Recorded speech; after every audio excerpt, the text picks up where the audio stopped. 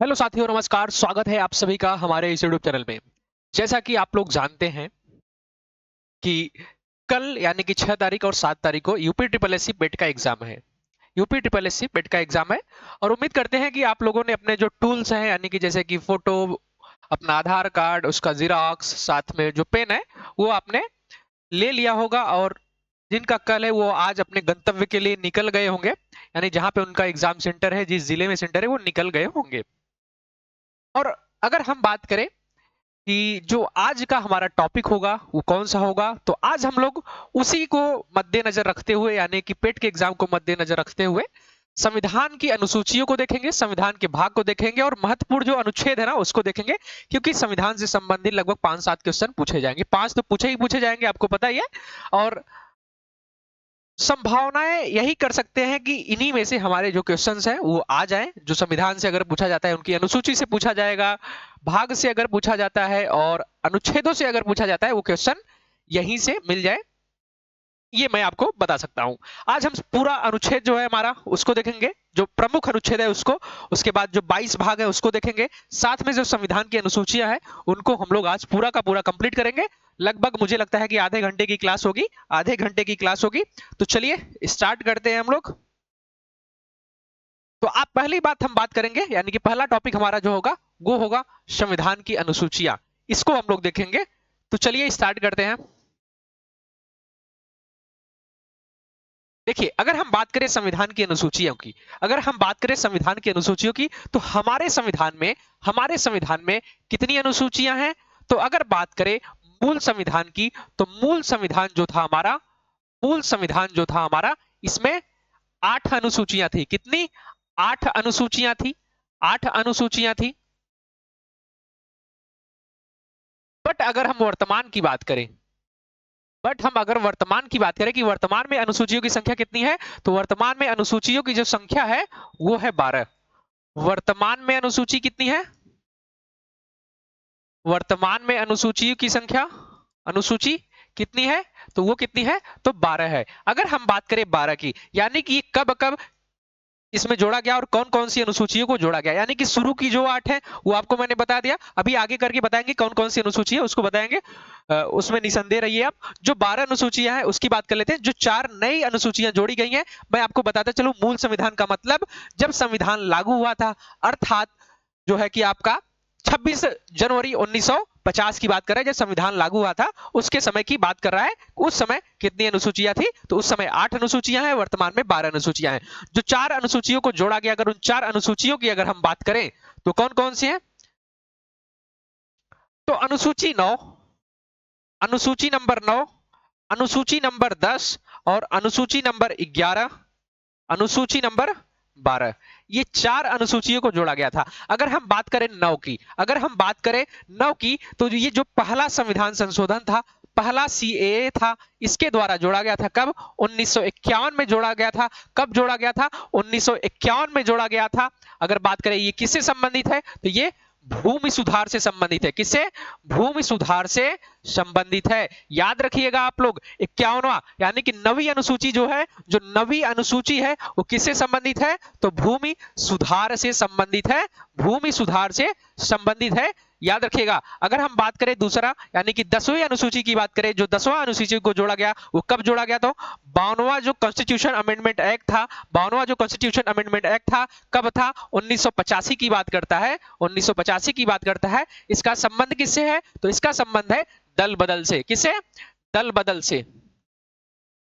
इसका संबंध जो है वो दल बदल से है। ये है हमारा 10वीं अनुसूची। अगर अब हम बात करें 11वीं अनुसूची की, तो 11वीं अनुसूची को कब जोड़ा गया था? तो ये 73वां जो हमारा संविधान संशोधन हुआ था, कॉन्स्टिट्यूशन अमेंडमेंट एक्ट जो था 73वां, यानी कि 1992 की बात करता है। इसका संबंध किससे है? तो पंचायत से है। किससे है?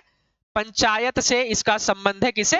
पंचायत से इसका संबंध है। अब हम बात करते हैं अनुसूची नंबर 12। अनुसूची नंबर 12 की बात करें तो ये 74वां संविधान संशोधन जो था हमारा, ये कब हुआ था? 1992 की बात करता है। इसका संबंध किससे है? तो नगर पालिका से है। किससे है? नगर पालिका से इसका संबंध है। किसे? नगर पालिका से इसका संबंध है। तो ये जो 4 अनुसूचियों को बाद में जोड़ा गया था उसको हम लोगों ने देख लिया, यानी कि 9वीं अनुसूची, 10वीं अनुसूची, 11वीं अनुसूची और 12वीं अनुसूची। 9वीं अनुसूची को कब जोड़ा गया था? तो पहला संविधान संशोधन 1951 के तहत जोड़ा गया था, ये भूमि सुधार से संबंधित है। जो 10वीं अनुसूची है, जो दल बदल से संबंधित है, इसको 92वें संविधान संशोधन 1985 के द्वारा जोड़ा गया था, दल बदल से संबंधित है। जो 11वीं अनुसूची है उसका संबंध है पंचायत से, इसको कब जोड़ा गया था? तो 73वां संविधान संशोधन 1992 के द्वारा। और जो हमारा 12वीं अनुसूची है उसको कब जोड़ा गया था? तो 1992 में ये भी जोड़ा गया था, 74वें संविधान संशोधन के तहत जोड़ा गया था। इसका संबंध नगर पालिका से है, नगर पालिका से। उम्मीद करते हैं कि आपको ये सारी चीजें समझ में आ गई होगी। अब हम बढ़ते हैं आगे। आगे का मतलब जो हमारी अनुसूची है उसको एक एक करके देख लेते हैं कि उसमें क्या है। अगर हम बात करें अपने पहले अनुसूची की, अगर हम बात करें अपने पहले अनुसूची की, इसमें हम किसी प्रकार की व्याख्या नहीं करेंगे, सिर्फ आपको बता दे रहे हैं क्या क्या चीजें इसमें प्रावधान किए गए उसके बारे में। अगर हम बात करें पहली अनुसूची की, तो इसमें क्या बात करता है? तो इसमें बात करता है संघ और उसके राज्य क्षेत्र का उल्लेख किया गया है। संघ और उसके राज्य क्षेत्र का उल्लेख अनुसूची 1 में किया गया है। अगर आपसे दूसरे की बात करें तो राष्ट्रपति, राज्यपाल, लोकसभा अध्यक्षों आदि के भत्ते, पेंशन और विशेषाधिकार की बात की गई है। यानी कि पहली अनुसूची संघ राज्य क्षेत्र की बात करता है, दूसरी अनुसूची जो है ना पेंशन की बात करता है, याद करिएगा क्या? पेंशन की बात करता है। और जो तीसरी अनुसूची है वह किसकी बात करता है? वो किसकी बात करता है? तो उसकी अगर बात करें तो ये शपथ की बात करता है। किसकी? शपथ की बात करता है। तीसरी अनुसूची शपथ की बात करता है, पहली अनुसूची संघ राज्य क्षेत्र से संबंधित है, दूसरी अनुसूची पेंशन से संबंधित है, वेतन से संबंधित है। तीसरी अनुसूची की बात करें तो ये पद और शपथ से संबंधित है। और चौथी अनुसूची की बात करें तो राज्यसभा में राज्यों एवं संघ शासित प्रदेशों के स्थानों के आवंटन का प्रयोग है। यानी कि जो राज्य है और केंद्र शासित प्रदेश है उनमें राज्यसभा में स्थानों के आवंटन की बात की गई है, किस प्रकार से दी जाएगी। अब हम बात करते हैं अगली अनुसूची, यानी कि अनुसूची 5। अनुसूची 5 की अगर हम बात करें तो 5वीं अनुसूची कहती है कि अनुसूचित क्षेत्रों और अनुसूचित जनजातियों के प्रशासन और नियंत्रण से संबंधित प्रावधान जो है वे 5वीं अनुसूची में किया गया है। अनुसूचित क्षेत्रों और अनुसूचित जनजातीय क्षेत्रों से बात की गई है, यानी एससी और एसटी की बात करता है। अब हम बात करते हैं अनुसूची 6। ये काफी इंपॉर्टेंट अनुसूची है क्योंकि इससे संबंधित जो है ना क्वेश्चन बहुत बार पूछा गया है कि इसमें से कौन सा राज्य नहीं आता है, क्योंकि इसमें कुछ प्रावधान दिए गए हैं। क्या कुछ प्रावधान इसमें दिया गया है? अगर हम बात करें इसके तो इसमें कौन से राज्य है? तो असम, मेघालय, त्रिपुरा और मिजोरम।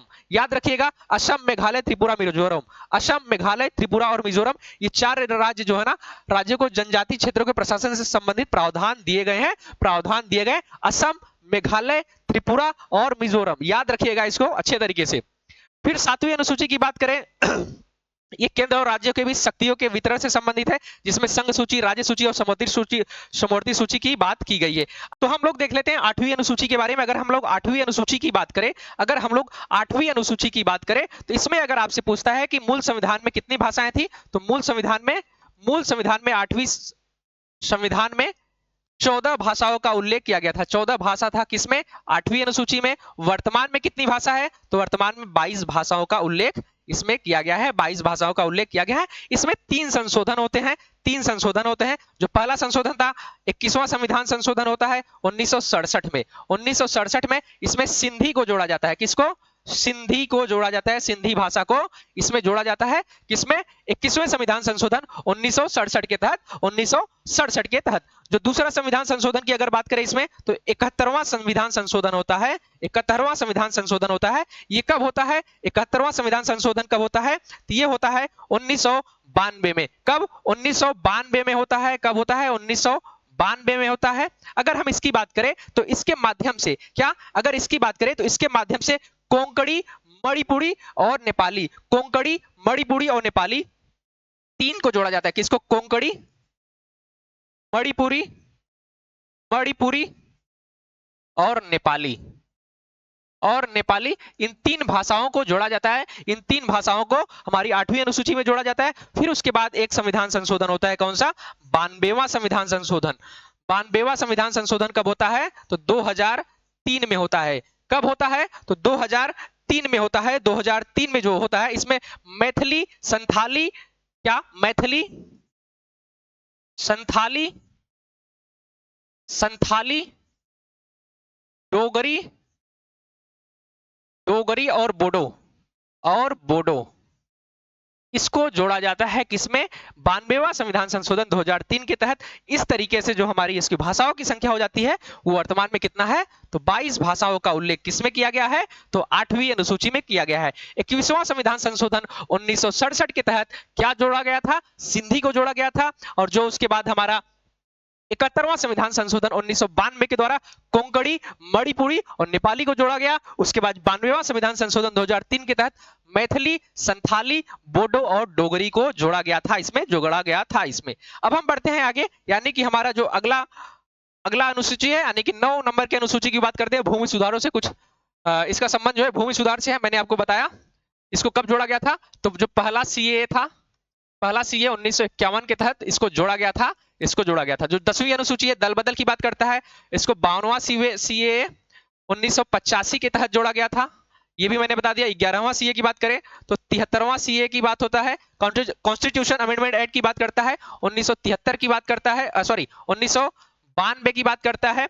और 12वीं अनुसूची जो है ना, ये 74वां सीए की बात करता है। ये कब की बात करता है? 1992 की बात करता है। इस तरीके से हमारा जो 12 अनुसूचियां थी वो कंप्लीट हुआ। जो 12 अनुसूची थी वो कंप्लीट हुआ। अब हम बात करेंगे किसकी? अब हम संविधान के भाग की बात करेंगे। संविधान के भाग की बात करेंगे। संविधान के भाग की बात करें, अगर संविधान के भाग की बात करें तो वर्तमान में अगर हम देखें तो इसमें कितने भाग हैं? तो वर्तमान में 25 भाग हैं। 25 भाग वर्तमान में है। वर्तमान में 25 भाग हैं। अगर मूल संविधान की बात करें, क्या मूल संविधान की बात करें, मूल संविधान की बात करें, मूल संविधान में 22 भाग थे। कितने? 22 भाग थे। इसको याद रखिएगा। कितने भाग थे? तो 22 भाग थे। आज भी अगर मुख्य रूप से देखें तो 22 भाग हैं, बट उसमें ए जैसे कि 4 क, उसके बाद 9 क 9 ख को जोड़ दिया गया इसमें। उसके बाद 4 संशोधन 5 संशोधन की बात कर लेते हैं। जो हमारा इसमें पहला संशोधन की अगर बात करें तो इसमें एक संशोधन होता है 7वां सीए, 7वें सीएए के द्वारा, 7वां संविधान संशोधन 1956 के द्वारा, 1956 के द्वारा 7वां जो भाग था, 7वां भाग को हटा दिया जाता है। हटा दिया जाता है, यानी कि उसका निरसन किया जाता है, निरसन कर दिया जाता है। 7वें संविधान संशोधन के तहत होता है। इसको याद रखिएगा। उसके बाद यानी कि इसकी संख्या कितने बच गई? तो 21 बच गई। फिर उसके बाद आता है 42वां संविधान संशोधन। क्या? 42वां सीए की बात अगर हम करें, 42वें सीए की अगर हम बात करें, ये कब होता है? तो 1976 में होता है। कब होता है? तो 1976 में होता है। अगर इसकी बात करें तो इसमें दो जो है ना, 2 भाग को जोड़ा जाता है। एक भाग कौन सा होता है? तो एक भाग होता है आपका 4 क होता है। एक भाग आपका 4 क होता है और जो दूसरा भाग होता है वो 14 क होता है। अगर 4 क की बात करें तो मूल कर्तव्य से संबंधित होता है। ये किससे? मूल कर्तव्य से संबंधित होता है। और अगर हम बात करें 14 क तो ये अधिकरण से संबंधित होता है। किससे? अधिकरण से संबंधित होता है। अधिकरण से संबंधित होता है। कौन सा? 42वें संविधान संशोधन के तहत ये जो 2 भाग को जोड़ा जाता है, 2 भाग को जोड़ा जाता है, 4 का और 14 का। उसके बाद एक संविधान संशोधन और होता है, जो कौन सा होता है? तो वो होता है 74वां संविधान संशोधन। 74वां संविधान संशोधन के तहत क्या होता है? ये कब होता है? 1992 में होता है। इसके तहत क्या जोड़ा जाता है? तो इसके तहत नगर पालिका को जोड़ा जाता है। किसको? नगर पालिका को जोड़ा जाता है। इसमें क्या जोड़ा जाता है? अगर नगर पालिका की बात करें, इसको 9 क में जोड़ा जाता है। किसमें? 9 क में जोड़ा जाता है। 9 क में जोड़ा जाता है। फिर उसके बाद एक और संविधान संशोधन होता है, उसका नाम है 97वां संविधान संशोधन। 97वां संविधान संशोधन कब होता है? तो 2011 में होता है। इसके तहत जो है ना, सहकारी समिति को जोड़ा जाता है। सहकारी समिति को जोड़ा जाता है। सहकारी समिति को जोड़ा जाता है इसके तहत। और ये किस में जोड़ा जाता है? तो जो संविधान का भाग जो 9 ब है, यानी 9 बी है, 9 ख जो है, उसमें इसको जोड़ा जाता है। यानी कि इस तरीके से वर्तमान में हमारे भाग की संख्या जो है वो 25 है, जिसमें हम लोगों ने देखा किस तरीके से इसमें संशोधन करके इसमें चीजों को जोड़ा गया था। और 7वां संविधान संशोधन के तहत जो हमारी भाग 7 था उसको हटा दिया था। भाग 7 को हटा दिया गया था। उम्मीद करते हैं कि आपको बहुत अच्छे तरीके से ये चीज समझ में आई होंगी। अब हम बात कर लेते हैं जो संविधान में जो भाग है उसके बारे में, एक एक करके बात कर लेते हैं किसमें किसका उल्लेख किया गया है। तो देखिए, अगर हम भाग 1 की बात करें तो संघ और राज्य, संघ और उसके क्षेत्र की बात करता है। दूसरा नागरिकता की बात करता है। तीसरा मौलिक अधिकार की बात करता है। चौथा राज्य के नीति निर्देशक सिद्धांत की बात करता है। और जो 4 क है, जो 4 क है मैंने आपको बताया इसको कब जोड़ा गया था, इसको कब जोड़ा गया था, तो जो 42वां सीएए था 1976 के द्वारा, 1976 के द्वारा इसको भाग 4 क में जोड़ा गया था। भाग क में जोड़ा गया था इसको कब, जो 42वां संविधान संशोधन 1976 के तहत। फिर संघ की बात करता है भाग 5, भाग 6 जो है राज्य की बात करता है, और भाग 7 जो है ना इसको हटा दिया गया था। कब हटा दिया गया था, तो सीएए 7वें के द्वारा इसको हटा दिया गया था। कब, 1956 में, 1956 में इसको हटा दिया गया था। फिर भाग 8 जो है हमारा केंद्र शासित प्रदेश की बात करता है, यानी यूटीज की बात करता है, यूटीज यूनियन टेरिटरी की बात करता है। फिर 9 जो है ना वो पंचायत से संबंधित है। एक भाग 9 है यहाँ पे, वो इसमें मिस्टेक से लिखा नहीं है, 9 यहाँ पे है वो पंचायत से संबंधित है। जो 9A है नगर पालिका, इसको भी इसमें जोड़ा गया था। कब जोड़ा गया था, तो 74वां जो सीए था, 74वां जो सीए था 1992 के तहत इसको जोड़ा गया था। फिर उसके बाद भाग 9B की बात कर ले तो सहकारी समिति से संबंधित है। सहकारी समिति को भी 97वां जो सीए था 2011 के तहत इसको भी हमारे संविधान में जोड़ा गया था। अगर अब हम आगे बढ़े, यानी कि अपना जो है भाग 10 की तरफ बढ़े, तो भाग 10 क्या कहता है, तो ये अनुसूचित और जनजाति क्षेत्र की बात करता है। भाग 11 की बात करें संघ और राज्य के बीच संबंध की बात करता है। भाग 12 की बात करें तो वित्त, संपत्ति, अनुबंध और मुकदमे की बात करता है। भाग 13 की बात करें तो भारत के क्षेत्र के भीतर व्यापार, वाणिज्य और समागम की बात करता है।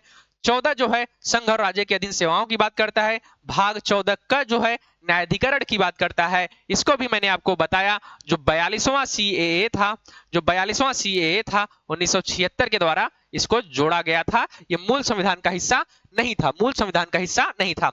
उसके बाद अगर भाग क्या नाम है कि 15 की बात करें तो चुनाव आयोग से संबंधित है। भाग 16 की बात करें तो कुछ वर्गों से संबंधित विशेष प्रावधान की बात करता है, कुछ वर्गों से संबंधित विशेष प्रावधान की बात करता है।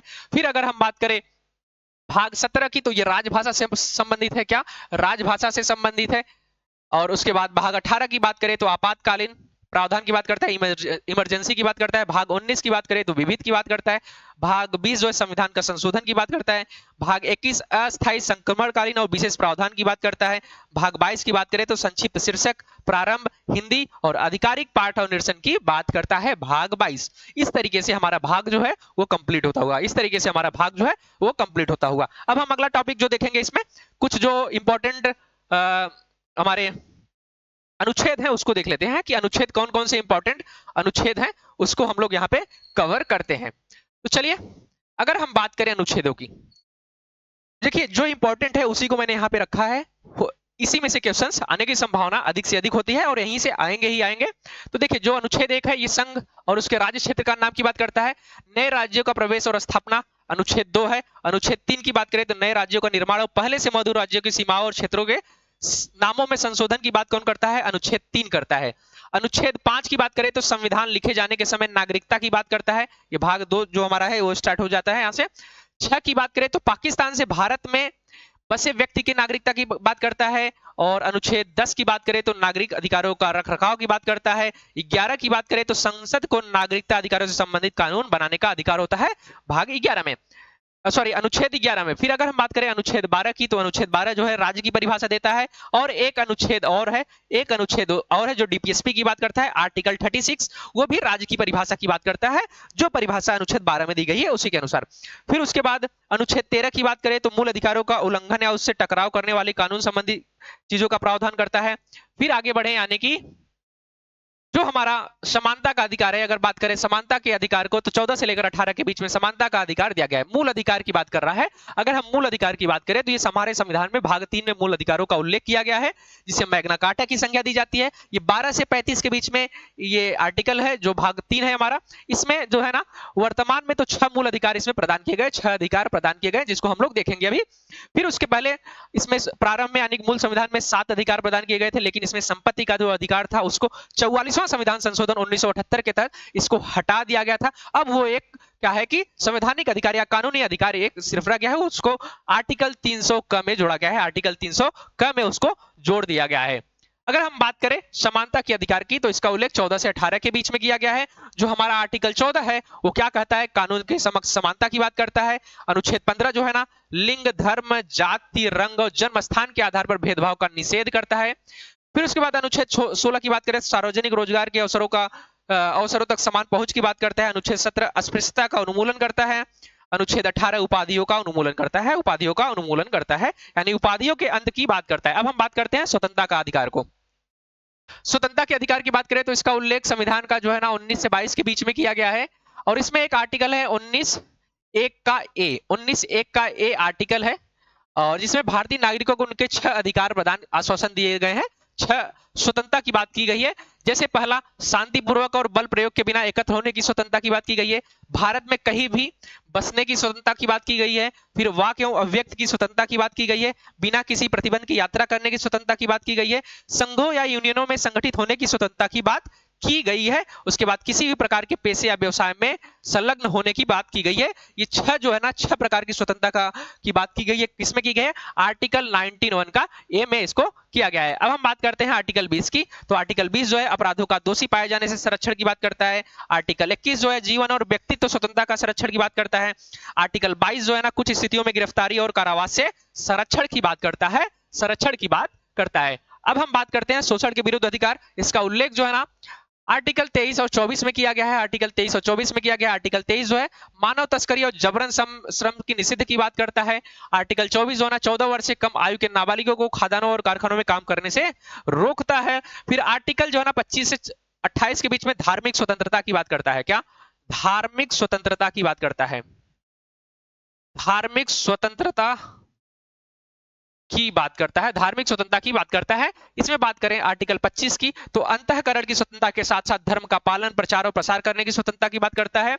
और अनुच्छेद 26 धार्मिक मामलों की स्वतंत्रता के रूप में निगरानी करने की क्षमता की बात करता है। अनुच्छेद 27 जो है ना किसी विशिष्ट धर्म का समर्थन करने के लिए करों का भुगतान करने की स्वतंत्रता देता है। उसके बाद अनुच्छेद 28 की बात करें तो धार्मिक शिक्षा के लिए न जाने की बात करता है। अब हम बात करते हैं अगला पॉइंट, यानी कि जो हमारा है संस्कृति और शैक्षिक अधिकार। अनुच्छेद 29 और 30 की बात करता है। इसमें अनुच्छेद 29 और 30 का उल्लेख किया गया है। 29 की बात करें तो अल्पसंख्यकों के हितों की रक्षा की बात करता है।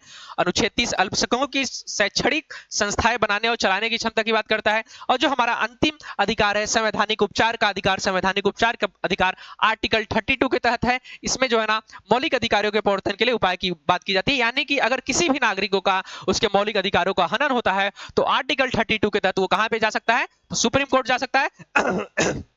एक आर्टिकल और है आर्टिकल 226। क्या, आर्टिकल 226 के तहत ये कहां पे जा सकता है, तो हाई कोर्ट भी जा सकता है, हाई कोर्ट भी जा सकता है। अब हम बात करते हैं यानी कि अगले आर्टिकल की। तो आर्टिकल 39(a) की अगर हम बात करें, आर्टिकल 39(a) की बात करें तो समान न्याय और निःशुल्क कानूनी सहायता की बात करता है। आर्टिकल 40 ग्राम पंचायत का संगठन की बात करता है, ग्राम पंचायत के संगठन की बात करता है। फिर अनुच्छेद 41 की बात करें तो शिक्षा, काम और कुछ मामलों में सार्वजनिक सहायता का अधिकार की बात करता है। अनुच्छेद 49 जो है ना ऐतिहासिक स्थलों, महत्वपूर्ण स्थलों और प्राकृतिक वस्तुओं का संरक्षण की बात करता है। और अनुच्छेद 50 की बात करें तो सरकारी, न्यायिक और प्रशासनिक शाखाओं का विभाजन की बात करता है। और अनुच्छेद 51 की बात करें तो विश्व शांति और सुरक्षा की उन्नति की बात करता है। उन्नति की बात करता है किसकी, विश्व शांति की बात करता है। कौन, आर्टिकल 51 का, आर्टिकल 51। फिर अगर हम बात करें आगे तो आर्टिकल 52 की बात करें, आर्टिकल 52 की बात करें तो भारत के लिए एक राष्ट्रपति होगा। आर्टिकल 52 53 संघ का कार्यकारी अधिकारी होगा। अनुच्छेद 54 राष्ट्रपति के चुनाव की बात होता है। अनुच्छेद 61 में राष्ट्रपति को पद से हटाने की प्रक्रिया की बात करता है, यानी महाभियोग की बात करता है। किसका, महाभियोग की जो लगाया जाता है ना उसकी बात करता है आर्टिकल 61। आर्टिकल 63 जो है ना भारत के उपराष्ट्रपति की बात करता है। 64 उपराष्ट्रपति राज्य परिषद का पदेन अध्यक्ष होता है, यानी कि सभापति होता है, राज्यसभा का सभापति होता है, सभापति की बात की गई है। फिर अनुच्छेद 66 जो है ना उपराष्ट्रपति का चुनाव की बात करता है। अनुच्छेद 72 जो है ना राष्ट्रपति की क्षमादान की शक्तियों की बात करता है। आर्टिकल 72 राष्ट्रपति की क्षमादान की शक्तियों की बात करता है। फिर आर्टिकल 74 राष्ट्रपति को सहायता और सलाह देने के लिए मंत्रिपरिषद की बात करता है, मंत्रिपरिषद की बात करता है। आर्टिकल 76 जो है भारत के महान न्यायवादी की बात करता है, भारत के महान न्यायवादी की बात करता है। फिर बात करते हैं आर्टिकल 79। आर्टिकल 79 जो है ना संसद के गठन की बात करता है। आर्टिकल 80 जो है ना राज्यसभा की संरचना, आर्टिकल 81 लोकसभा की संरचना की बात करता है। 83 की बात करें तो संसद के दोनों सदनों की अवधि की बात करता है। जैसा कि आप लोग जानते हैं कि जो राज्यसभा है यानी कि जो हमारा उच्च सदन है उसका जो अवधि है वो 6 वर्ष का होता है। जो हमारा निम्न सदन लोकसभा है उसकी अवधि जो है वो 5 वर्ष होता है, ध्यान रखिएगा। अनुच्छेद 93 की बात करें तो लोकसभा के अध्यक्ष और उपाध्यक्ष की बात करता है। अनुच्छेद 105 संसद के सदन के अधीन विशेषाधिकार आदि की बात करता है। अनुच्छेद 109 जो है ना मुद्रा नोटों के संबंध में अनूठी प्रक्रिया की बात करता है। अनुच्छेद 10 जो है ना धन विधेयक की परिभाषा की बात करता है। अनुच्छेद 112 वार्षिक वित्तीय बजट की बात करता है, वार्षिक वित्तीय बजट की बात करता है। अनुच्छेद 114 विनियोग विधेयक की बात करता है। और अनुच्छेद 123 जो है ना संसद के अवकाश के दौरान अध्यादेश जारी करने का राष्ट्रपति का अधिकार की बात करता है। याद रखिएगा राष्ट्रपति का जो अध्यादेश जारी करने का अधिकार है वो किसमें है, आर्टिकल 123 में। और जो राज्यपाल को अध्यादेश है, राज्यपाल को जो ये अधिकार प्रदान है वो किसमें किया गया है, तो ये किया गया है आर्टिकल 213 में, आर्टिकल 213 में किया गया है। साथ ही साथ हम आपको बताएं ये प्रावधान कब का है, तो 1861 से लिया गया है। 1861 में इसको क्या है, ये प्रावधान राष्ट्रपति को यह अध्यादेश जारी करने की शक्ति प्रदान की गई थी, गवर्नर जनरल को। आप लोग याद रखिएगा, आप लोग याद रखिएगा। फिर अगर हम बात करें तो अनुच्छेद 124 की बात करें तो सर्वोच्च न्यायालय की संस्थापना की बात करता है। अनुच्छेद 125 की बात करें तो न्यायाधीशों की वेतन की बात करता है। अनुच्छेद 126 की बात करें तो कार्यवाहक मुख्य न्यायाधीश की नियुक्ति की बात करता है। 127 की बात करें तदर्थ न्यायाधीशों की नियुक्ति की बात करता है। और 128 सर्वोच्च न्यायालय के सत्र में सेवानिवृत्त न्यायाधीशों की उपस्थिति की बात करता है। अगर हम आगे बढ़े यानी कि आर्टिकल 129, आर्टिकल 129 की बात करें तो आर्टिकल 129 जो है ना सर्वोच्च न्यायालय का अभिलेखी न्यायालय होने की बात करता है। 130 जो है ना सर्वोच्च न्यायालय की सीट की बात करता है। 136 की बात करें तो सर्वोच्च न्यायालय में अपील दायर करने की विशेष अनुमति की बात करता है। 137 जो है सर्वोच्च न्यायालय द्वारा निर्णय आदेश की समीक्षा की बात करता है। 141 सर्वोच्च न्यायालय के फैसले सभी न्यायालयों द्वारा लागू किए जा सकते हैं उसकी बात करता है। आर्टिकल 181 जो है ना नियंत्रक एवं महालेखा परीक्षक की बात करता है, यानी कैग की बात करता है, कैग की बात करता है, कैग की बात करता है। फिर आर्टिकल 149 नियंत्रक एवं महालेखा परीक्षक के कर्तव्य और शक्तियों की बात करता है। अब हम बात करते हैं आर्टिकल 153, आर्टिकल 153 जो हमारा भाग 6 है राज्य से संबंधित है, उसको अगर देख ले थोड़े से आर्टिकल को, तो 153 में राज्य के राज्यपाल की बात की गई है। किसमें, 153 में राज्य के राज्यपाल की बात की गई है। 154 में राज्यपाल की कार्यकारी शक्तियों की बात की गई है। आर्टिकल 161 जो है ना राज्यपाल की क्षमादान शक्ति की बात की गई है। राज्यपाल की क्षमादान की शक्ति, और जो हमने बताया था राष्ट्रपति को है वो आर्टिकल 72 में उसके क्षमादान की शक्ति प्रदान की गई है। फिर उसके बाद 165 की बात करें तो राज्य के महाधिवक्ता की बात की गई है। आपको पता है जो केंद्र का महाधिवक्ता है आर्टिकल 76 में उसकी बात की गई है। फिर आर्टिकल 213 अध्यादेश जारी करने के राज्यपाल की शक्ति है, मैंने आपको बताया था जो आपका राष्ट्रपति को अध्यादेश जारी करने की शक्ति है तो वो आर्टिकल 123 के तहत है। किसमें, आर्टिकल 123 के तहत है राष्ट्रपति को। अनुच्छेद 214 जो है ना राज्य के उच्च न्यायालय की बात करता है।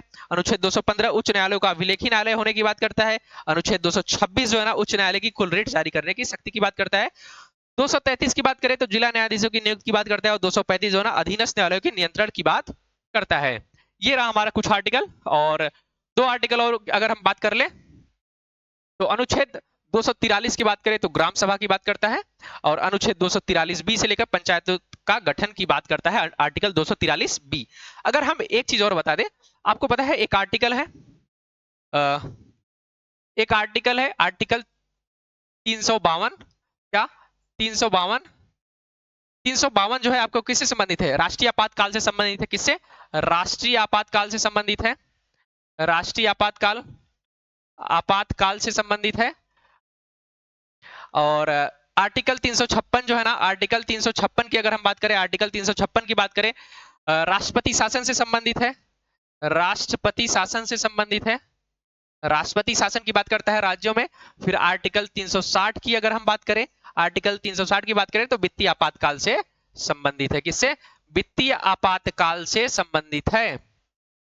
ये 3 आर्टिकल आप लोग और याद कर लीजिएगा, बाकी और भी आर्टिकल है बट इतने जो महत्वपूर्ण आर्टिकल थे वो मैंने आपको बता दिया। यानी कि इस तरीके से हमारा जो ये क्लास है वो कंप्लीट होता हुआ, हम लोगों ने अच्छे से देखा कि जो अनुसूचियां हैं 12 अनुसूचियों को देखा, मूल संविधान में जितनी अनुसूचियां थी उसको देखा। उसके बाद हमने भाग को देखा कि जो 22 भाग थे मूल संविधान में, वर्तमान में जो 25 भाग हैं उसको हमने देखा।